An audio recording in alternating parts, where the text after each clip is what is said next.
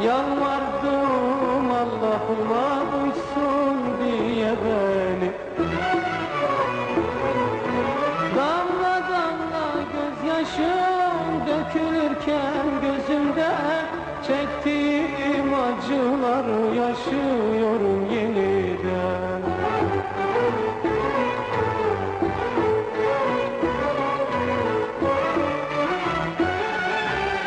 Bir kolunu çok sevdim, o beni hiç sevmiyor.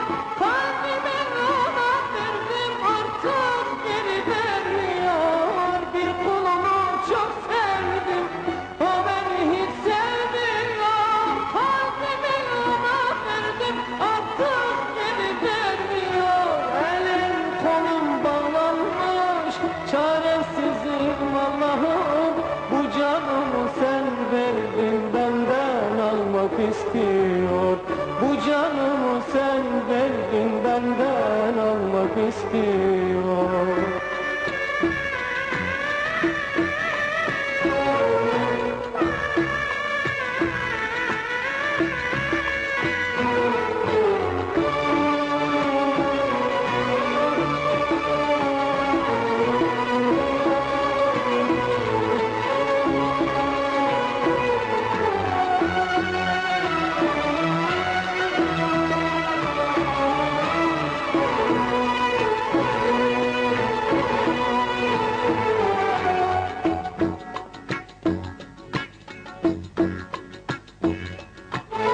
Hor gören şu gururun tükenmek bilmez mi?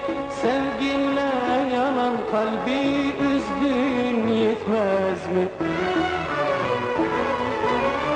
İyi niyet uğruna yaşıyorsak dünyada, seven garip olsa da sevilmeye değmez mi?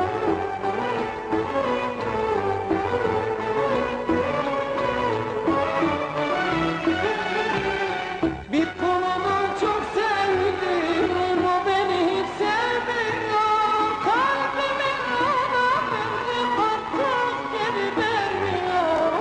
Bir kolunu çok sevdim, o beni hiç sevmiyor. Kalbimi ona verdim, artık geri vermiyor.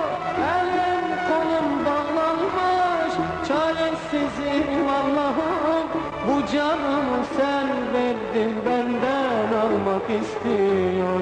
Bu canımı sen verdin, benden almak istiyor.